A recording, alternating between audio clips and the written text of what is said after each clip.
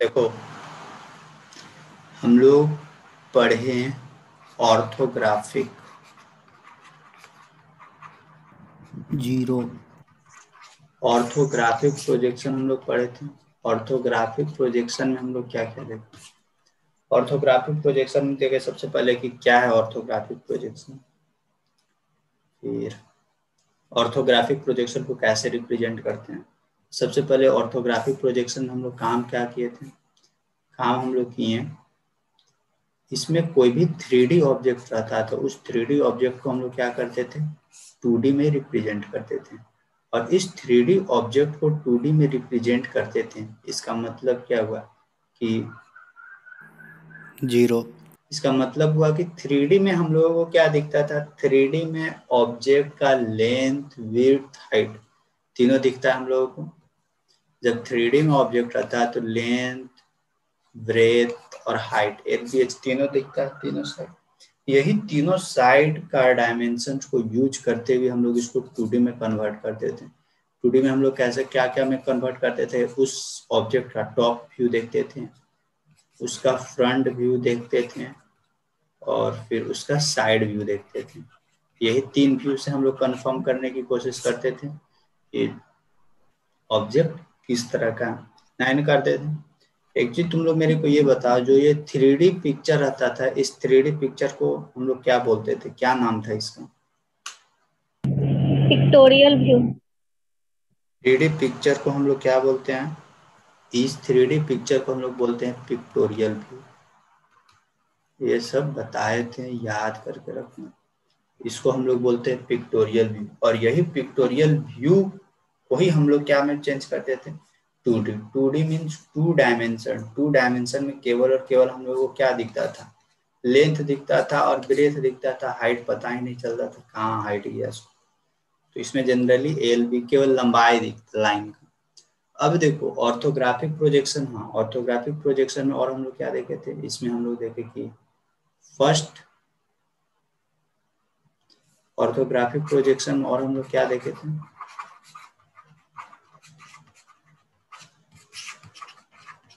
इसमें क्या क्या इंपॉर्टेंट है वो भी बता दे रहे हैं।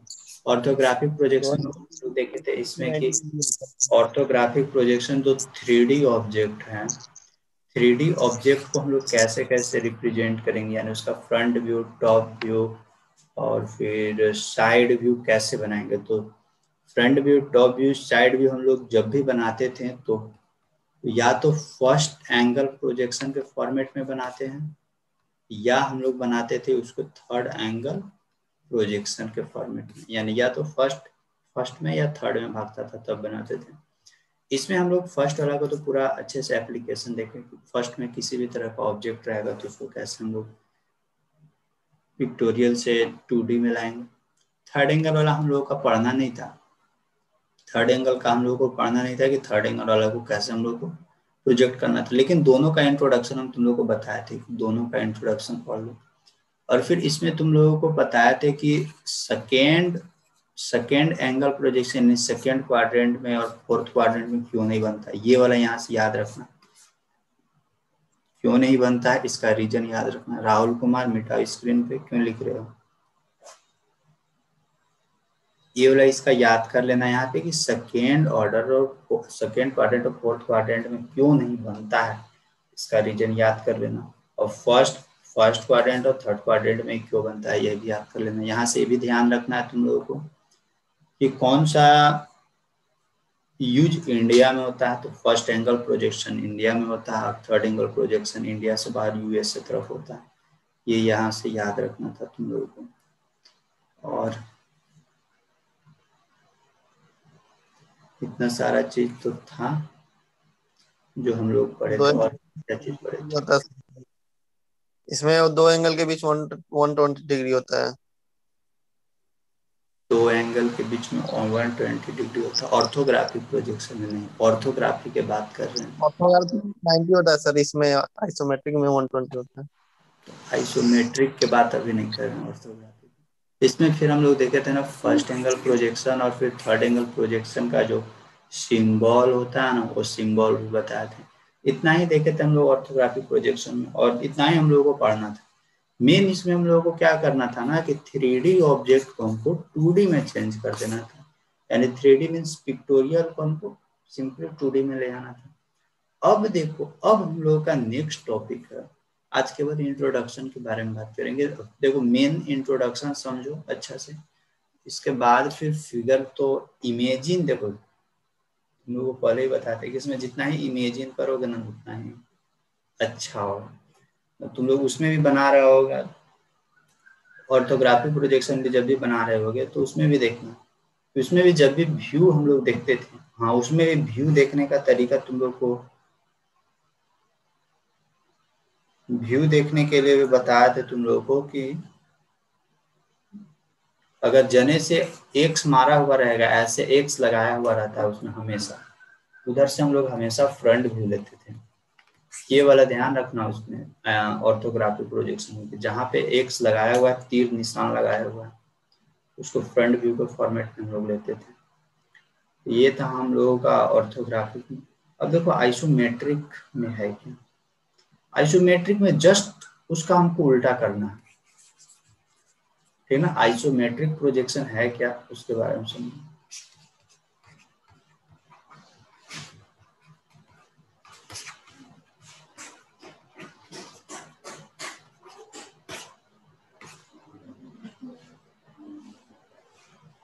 एक सेकंड,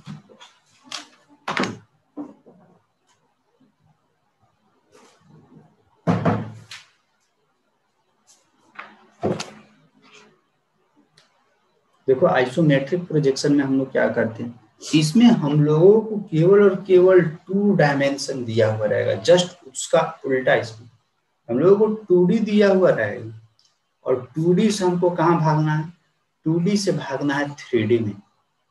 सिंबल ध्यान रखो, उसमें हम लोग क्या करते थे कि 3D एक हम लोग को कोई ऑब्जेक्ट दिया हुआ रहता था, यानी पिक्टोरियल व्यू दिया हुआ रहता था, उसको हम लोग क्या करते थे 2D में चेंज करते थे, उसका side view, front view, top view. इसमें हम लोग को क्या दिया हुआ रहेगा, इसमें हम लोगों को दिया हुआ रहेगा 2D, और 2D के फॉर्मेट में तीनों दे सकता है हम लोग को, टॉप व्यू भी दे सकता है, साइड व्यू भी दे सकता है, फ्रंट व्यू भी दे सकता है, ठीक। और इससे हमको किस चीज में ले जाना है, 3D में। 3D ऑब्जेक्ट को हम लोग क्या बोलते हैं, पिक्टोरियल व्यू।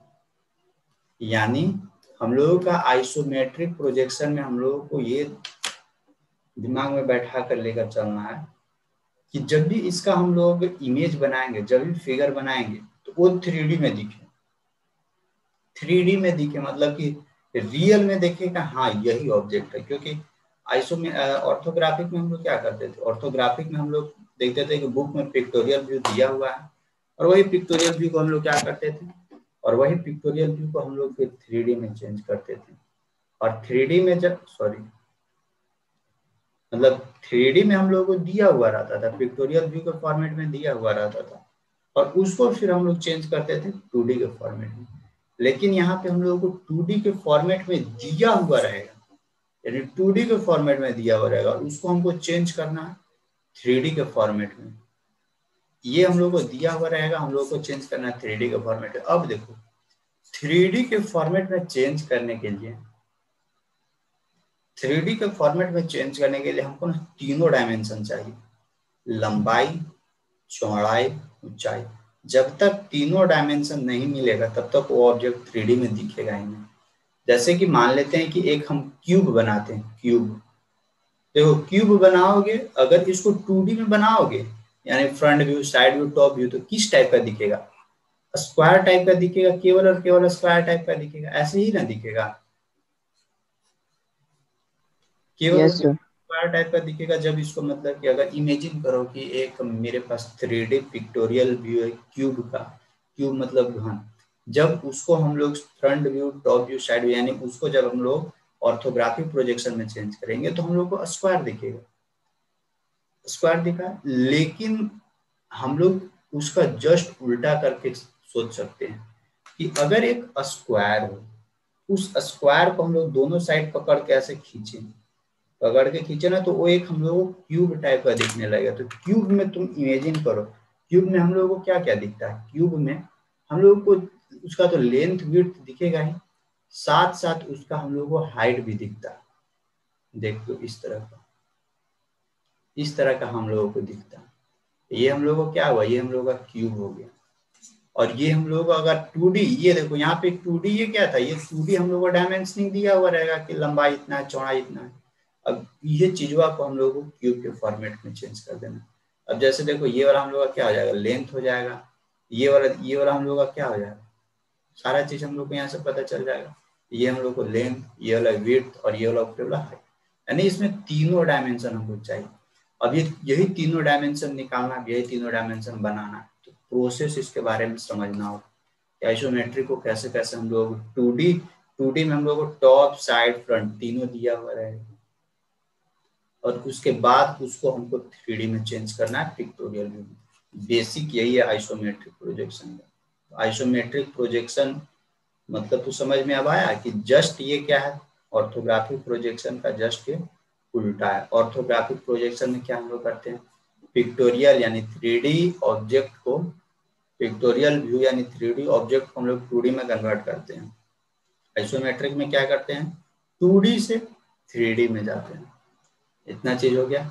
अब देखो इतना के बाद अब आइसोमेट्रिक प्रोजेक्शन को बनाने का प्रोसेसिंग देखो, कैसे कैसे इसको हम लोग बनाते हैं। कुछ थोड़ा सा इसमें कुछ मिलेगा। आइसोमेट्रिक प्रोजेक्शन, आइसोमेट्रिक, इसमें देखो 2-3 टर्म हम लोगों को देखने को मिलता है। हर एक टर्म के बारे में बात करते हैं।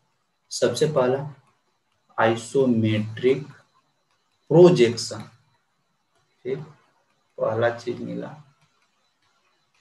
फिर दूसरा हम लोगों को देखने को मिलेगा आइसोमेट्रिक व्यू। ये क्या होता है। फिर यहां से देखने को मिलेगा आइसोमेट्रिक एक्सिस।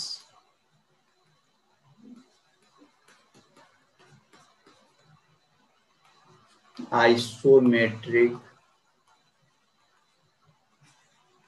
लाइन। फिर देखने को मिलेगा आइसोमेट्रिक प्लेन। ये सब क्या होता है, एक एक करके हम लोग सबके बारे में समझते हैं।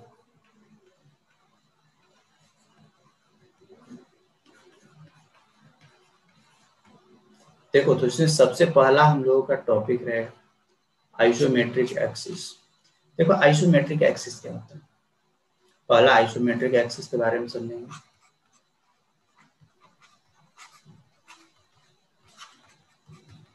देखो आइसोमेट्रिक एक्सिस होता क्या, अभी तक हम लोग क्या पढ़ते थे, ऑर्थोग्राफिक पढ़ते थे, ऑर्थोग्राफिक प्रोजेक्शन पढ़े। उसके पहले प्रोजेक्शन ऑफ पॉइंट भी पढ़े थे हम लोग। प्रोजेक्शन ऑफ लाइन हम लोग को, projection of point, projection of line नहीं पढ़ना था, लेकिन प्रोजेक्शन ऑफ पॉइंट पढ़े हम। प्रोजेक्शन ऑफ पॉइंट हम लोग पढ़े थे। उसमें हम लोग देखना, जब भी ऑर्थोग्राफिक बना रहे थे तो उसमें प्रोजेक्शन ऑफ पॉइंट जो हम लोग बना रहे थे, वो हमेशा तुम लोग ध्यान रखना ना, प्रोजेक्शन ऑफ पॉइंट वो हमेशा और हमेशा तुम लोग देखता है कि एक्स और वाई एक्सिस को ही रेफरेंस मान के हम लोग उसमें बना रहे थे, और कुछ नहीं। एक्स और वाई में हम लोग क्या देखते थे, हॉरिजॉन्टल प्लेन और फिर वर्टिकल प्लेन, यही तो हम लोग देखते थे वहां पे। ऑर्थोग्राफिक में भी आए तो ऑर्थोग्राफिक में भी एक्स और वाई के ही फॉर्मेट में हम लोग उसको लेकर चल रहे थे। यानी बोला जाए कि इसमें एक्सिस देखें, एक्सिस एक्स एक्सिस और वाई एक्सिस, केवल और केवल 2 एक्सिस अभी तक हम लोग पढ़ते थे। लेकिन आइसोमेट्रिक एक्सिस क्या होता है, आइसोमेट्रिक का नाम जैसे ही पूछा, आइसोमेट्रिक मतलब क्या होता है, आइसोमेट्रिक मतलब होता है कि जो 2D ऑब्जेक्ट है उसको 3D में चेंज करना है। तो क्या आइसोमेट्रिक एक्सिस मतलब आइसोमेट्रिक व्यू या आइसोमेट्रिक प्रोजेक्शन बनाना हो, तो क्या वो 2 डायमेंशन में तो काम होने वाला नहीं है, एक्स एक्सिस और वाई एक्सिस में तो काम होने वाला नहीं है। तो आइसोमेट्रिक जैसे ही नाम आता है तो हम लोग तुरंत जानते हैं कि ये तो 2D से 3D में जाएगा। और 3D ऑब्जेक्ट के लिए 3 एक्सिस होना बहुत जरूरी है, एक्स एक्सिस, वाई एक्सिस और जेड एक्सिस, तभी जाके वो हम लोगों को 3D ऑब्जेक्ट देगा। केवल और केवल लंबाई और चौड़ाई से कुछ होने वाला नहीं। उसके साथ साथ जब तक ऊंचाई नहीं मिलेगा तब तक वो हम लोगों को पिक्टोरियल भी नहीं देगा। तो यहाँ पे देखो आइसोमेट्रिक एक्सिस क्या होता है, आइसोमेट्रिक एक्सिस एक वैसा एक्सिस है जिस एक्सिस पर हम लोग लंबाई, चौड़ाई और ऊंचाई तीनों तरह का डायमेंशन हम लोग प्राप्त कर सकते हैं, उसी को हम लोग बोलते हैं आइसोमेट्रिक एक्सिस। अब देखो ये आइसोमेट्रिक एक्सिस क्या होता है, इसके लिए हमको 3 वो चाहिए। तो इसको देखो, आइसोमेट्रिक एक्सिस होता है क्या, आइसोमेट्रिक एक्सिस के लिए आइसोमेट्रिक एक्सिस में क्या गो लाइन चाहिए, यानी क्या गो एक्सिस चाहिए, इसमें 3 एक्सिस होना चाहिए। ठीक, 3 एक्सिस होना चाहिए। और यहाँ पे तुम लोग ये ध्यान रखना, ये जो 3 एक्सिस है, अगर गोले गोले इस सर्कल के चारों तरफ घूमोगे गोले गोले, तो कितना डिग्री का एंगल बनेगा, 360 डिग्री का एंगल बनता है। और यही 360 डिग्री में को हम लोग क्या करना, 3 को एक्सिस के फॉर्मेट में डिवाइड कर देना। तो प्रत्येक एक्सिस कितना कितना एंगल बनाएगा, देखो 360 को हम लोग 3 से डिवाइड करेंगे तो 120 बचेगा ना, 120 डिग्री के एक में से।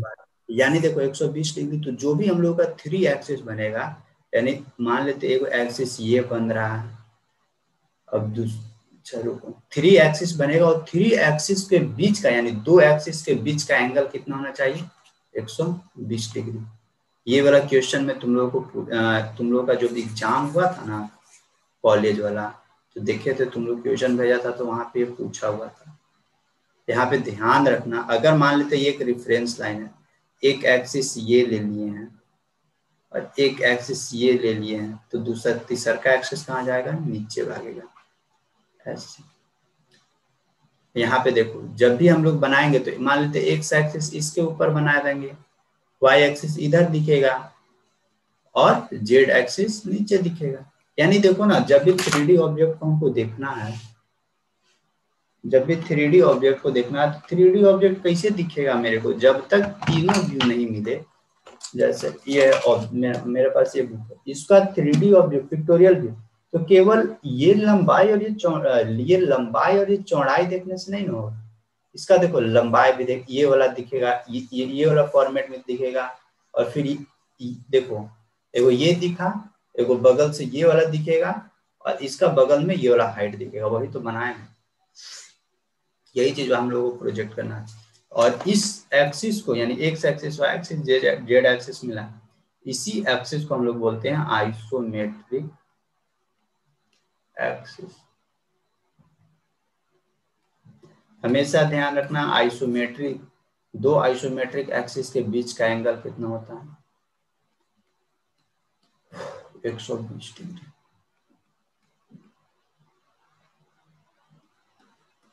ठीक, आइसोमेट्रिक एक्सिस हो गया और आइसोमेट्रिक एक्सिस हो गया। नेक्स्ट था हम लोगों का आइसोमेट्रिक लाइन। देखो ये आइसोमेट्रिक लाइन क्या होता है, इसके बारे में समझते हैं।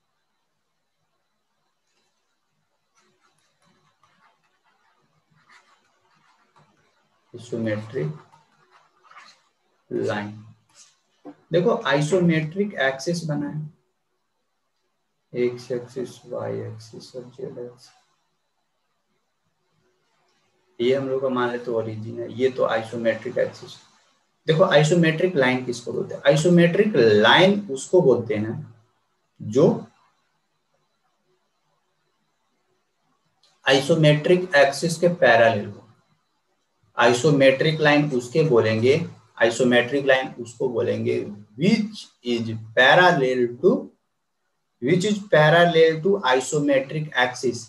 यानी which is parallel to isometric axis कहने का मतलब कि एक वैसा लाइन जो आइसोमेट्रिक एक्सिस का पैरेलल हो। जैसे कि ये आइसोमेट्रिक एक्सिस है, ये आइसोमेट्रिक एक्सिस है, ये आइसोमेट्रिक एक्सिस। अगर इसका पैरेलल हमको बनाना है तो इसका पैरेलल हम कहाँ बनाएंगे, मान लेते हैं यहाँ बना दे रहे हैं, यहाँ बना दे रहे हैं ऐसे। देखो इस ये जो मान लेते हैं ये X axis, Y axis, Z axis है। तो सपोज करते हैं कि यहाँ पे हम लोग नीचे बना दिए वो पैरेलल लाइन ऐसे, तो ये किसके पैरेलल बनाए, ये बनाए जेड एक्सिस के पैरेलल। तो इस लाइन को हम लोग क्या बोलेंगे, इस लाइन को बोलेंगे आइसोमेट्रिक लाइन। आई होप समझ में आ गया।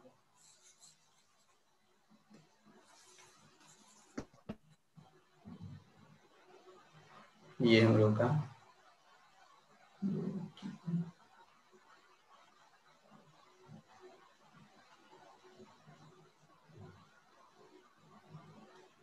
का जेड है।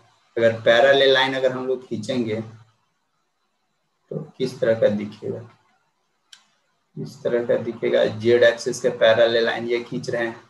अगर एक्स एक्सिस के पैरेलल लाइन खींचेंगे तो मान लेते इसको एक्स एक्सिस के पैरेलल एगो बॉक्स बन गया।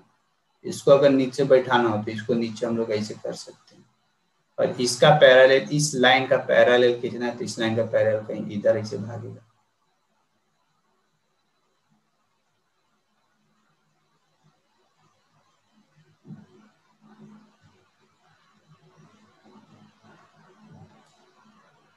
यहाँ से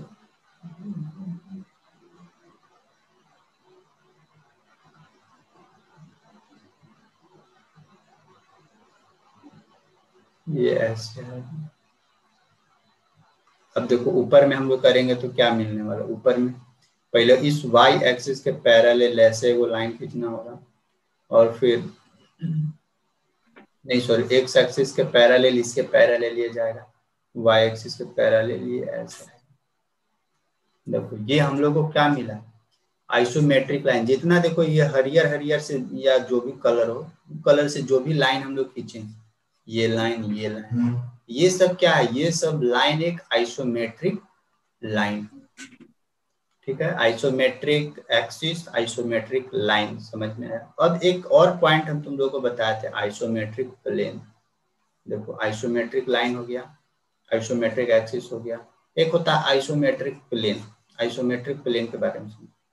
अब यहाँ पे तुम लोग देखोगे आइसोमेट्रिक एक्सिस, यहाँ पे देखो तो ये जो आइसोमेट्रिक एक्सिस है ये, और ये जो आइसोमेट्रिक लाइन है ये, इसके बीच में देखो एगो प्लेन तुम लोग को दिख रहा होगा। अगर इमेजिन करो तो ये देखो ये वाला एगो प्लेन यहाँ पे दिख रहा है, दिख रहा है ना। एगो इधर भी क्या है, एक इधर भी दिख रहा है, ये ऐसे सरफेस टाइप का दिख रहा है, ये एक सरफेस दिख रहा है, ये है प्लेन। तो इसको हम लोग क्या बोलते हैं, इसी को हम लोग बोलते हैं आइसोमेट्रिक प्लेन। जब भी देखो यहाँ पे प्लेन, तुम लोग एक चीज यहाँ पे ध्यान रखना कि जब भी हम लोग 2D ऑब्जेक्ट को 3D ऑब्जेक्ट में लेंगे, 2D ऑब्जेक्ट को 3D ऑब्जेक्ट में लेंगे तो उसका जो भी लेंथ होगा वो इसका इस साइड या तो इस साइड या इस साइड बनने वाला लेंथ और विड्थ एक्सिस पे, ये वाला एक्सिस पे, और हाइट जाएगा तो हमेशा जेड एक्सिस में भागेगा, नीचे वाला एक्सिस या फिर ऊपर वाला एक्सिस में भागेगा। इसको ऊपर भी चढ़ा सकते हैं, कोई फर्क नहीं पड़ता। और वो ऑब्जेक्ट का फिगर जब भी हम लोग बनाएंगे तो ध्यान रखना प्लेन में ही बनाते हैं, हमेशा प्लेन में बनाते हैं। अगर यहाँ से प्लेन का नाम देना हो तो हम लोग प्लेन का नाम दे सकते हैं। इस प्लेन का हम लोग क्या नाम दे सकते हैं, देखो इधर एक्स एक्सिस है और इधर वाई एक्सिस है, तो लोग बोल सकते हैं एक्स वाई प्लेन, बोल सकते हैं ना। ये हम लोग का कौन सा प्लेन है, ये एक्स वाई प्लेन है। फिर मान लेते हैं नीचे है, ये नीचे कौन कौन सा डायमेंशन दे रहा है, ये एक्स दे रहा है और नीचे वाला डायमेंशन जेड दे रहा है, तो ये कौन सा प्लेन है, एक्स जेड प्लेन है। ये हम लोग का एक एक्स जेड प्लेन दे रहा है, एक्स जेड प्लेन। तो यहाँ से फिगर हम लोग से ये भी पूछ सकता है कि जो भी 3D ऑब्जेक्ट बना वो 3D ऑब्जेक्ट कौन सा प्लेन में बन रहा है, X Y plane, X Z plane, या एक प्लेन और है वाई जेड। ये क्या है, ये है वाई, यहाँ वाई था नीचे जेड था, वाई जेड प्लेन। इसको हम लोग क्या बोलते हैं, वाई जेड प्लेन, ठीक ना। तो ये चीज याद रखना, इतना सारा चीज। इस सब के बीच का एंगल कितना कितना था, 120, 120 और यहाँ पे 120। आइसोमेट्रिक लाइन भी हो गया, isometric projection, sorry isometric view और आइसोमेट्रिक प्लेन। यहाँ तक डाउट है तो पूछो कुछ। ये अब तुम लोगों को बचा एक आइसोमेट्रिक व्यू और एक होता है आइसोमेट्रिक प्रोजेक्शन। अब ये देखते हैं आइसोमेट्रिक व्यू, इसके पहले देखेंगे तब फिर आएंगे प्रोजेक्शन में। आइसोमेट्रिक व्यू, रुक जा बताने तो सब सारा चीज, तब फिर आगे हम आइसोमेट्रिक। आइसोमेट्रिक स्केल ना ले सर, तो आइसोमेट्रिक भी हुआ, उसको 0.82 से मल्टीप्लाई करके ले लेंथ तो आइसोमेट्रिक प्रोजेक्शन हुआ। तो सर देखो आइसोमेट्रिक व्यू क्या होता है, आइसोमेट्रिक व्यू क्या होता है, तो देखो आइसोमेट्रिक व्यू होता है कि जो तुम्हारा एक्चुअल में जो ऑब्जेक्ट दिया हो, एक्चुअल में जो ऑब्जेक्ट है उस ऑब्जेक्ट का जो भी डायमेंशन होगा, जैसे ये कोई एक ऑब्जेक्ट है, 3D ऑब्जेक्ट है, इस ऑब्जेक्ट का actual dimension, true dimension, actual dimension क्या होगा, यहाँ से यहाँ तक हम लोग नापेंगे, ये वाला कुछ भी लंबाई होगा, ये नापेंगे कुछ भी इसका चौड़ाई होगा, ये नापेंगे ये वाला कुछ भी इसका ऊंचाई होगा। तो जहां पे जो भी ऑब्जेक्ट है, जो 2D ऑब्जेक्ट दिया हुआ है हम लोग को, उस 2D ऑब्जेक्ट का जो ओरिजिनल डायमेंशन है, उस ओरिजिनल डायमेंशन को हम लोग यूज करके जो भी पिक्टोरियल व्यू या 3D व्यूज बनाते हैं, 3D डायमेंशन बनाते हैं, 3D ऑब्जेक्ट, 3D फिगर बनाते हैं, उसी को हम लोग बोलते हैं आइसोमेट्रिक व्यू। यानी आइसोमेट्रिक व्यू में तुम लोग एक चीज ध्यान रखना, इसमें हमेशा और हमेशा ओरिजिनल डायमेंशन का हम लोग यूज करते हैं। जब भी 3D फिगर बनाएंगे, माइक ऑफ रखिए, इसका भी ऑन है, हमेशा ध्यान रखना, क्वेश्चन पढ़ लेना, क्वेश्चन में क्या बोलता है कि आइसोमेट्रिक व्यू बनाने के लिए बोल रहा है या आइसोमेट्रिक प्रोजेक्शन बनाने के लिए बोल रहा है। इस चीज को जरूर ध्यान रखना है, क्वेश्चन जब भी पढ़ना है उस टाइम इस चीज को ध्यान रखना है कि हमको बोल क्या रहा है क्वेश्चन में। नहीं तो आधा से ज्यादा तो लोग यहीं पे कंफ्यूज आ जाते हैं कि हम बनाए तो बनाए कैसे, आधा से ज्यादा इसको यहाँ पे कंफ्यूजन में पड़ते हैं कि आइसोमेट्रिक व्यू पूछ रहा है, आइसोमेट्रिक प्रोजेक्शन, ये साफ साफ लिखा हुआ रहता है क्वेश्चन में। तो क्वेश्चन से यहाँ पे देखना है एकदम अच्छे से और यूज कर लेना है। अब देखो ओरिजिनल डायमेंशन मान लेते हैं कि हम लोगों को 2D में 10 सेंटीमीटर दिया हुआ है, तो 10 सेंटीमीटर ही सीधे हम लोगों को प्लेन पे ले लेना और कुछ नहीं लेना। या तो ओरिजिनल डायमेंशन इसको लिख सकते हैं या इसको हम लोग लिख सकते हैं ट्रू डायमेंशन, ट्रू डायमेंशन लिख सकते हैं, या फिर और इसको क्या लिख सकते हैं, गिवन डायमेंशन, जो भी और ओरिजिनल डायमेंशन, ट्रू डायमेंशन, और इसको क्या लिखें, यही दो याद रखो।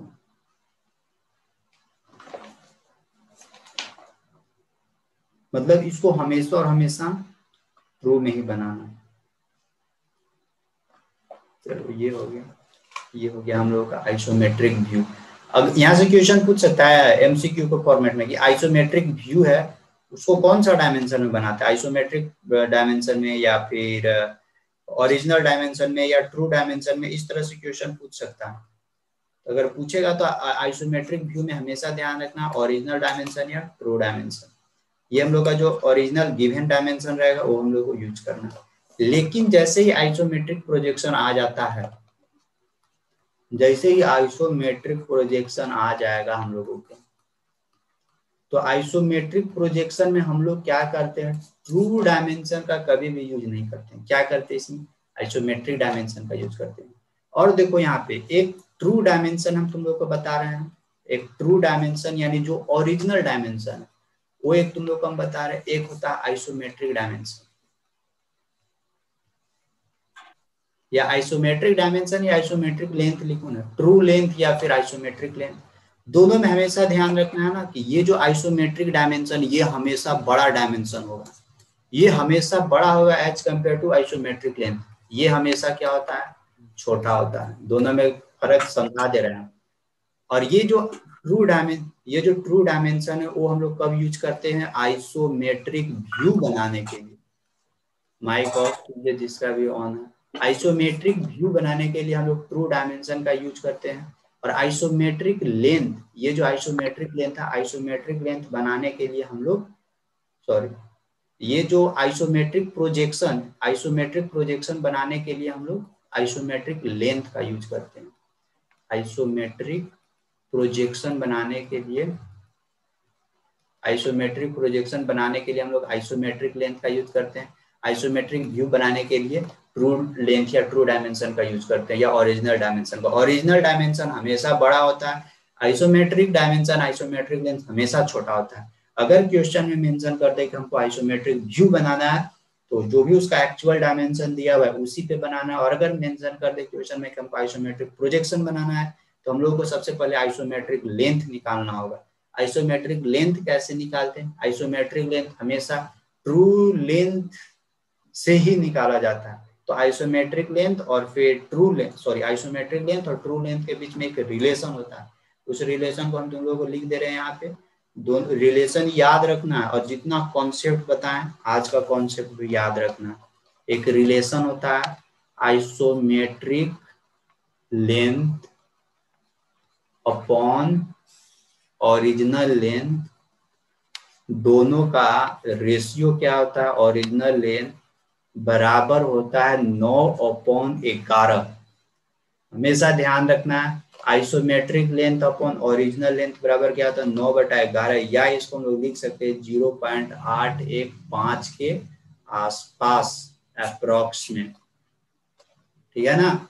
जब भी आइसोमेट्रिक प्रोजेक्शन बनाने के लिए बोलो प्रोजेक्शन, तो उस टाइम हम लोगों को क्या करना है कि आइसोमेट्रिक लेंथ का जरूरी पड़ेगा। और जब भी बोले आइसोमेट्रिक व्यू बनाना है तो उस सिचुएशन में हमको डायरेक्ट जो ओरिजिनल लेंथ दिया हुआ है उसको यूज कर लेंगे।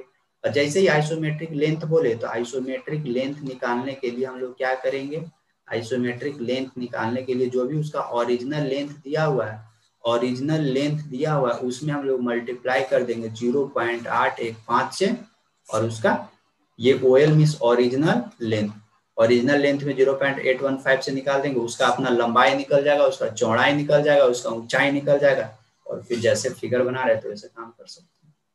यही था। अच्छा, यहाँ तक अभी तक हम तो ये सब कॉन्सेप्ट बताएं, लेकिन अभी तक तुम लोगों को ये नहीं समझ में आया होगा कि ये जो आइसोमेट्रिक प्रोजेक्शन है, आइसोमेट्रिक व्यू है, ये क्या दिख रहा है, ये क्या हम लोग को बता रहा है।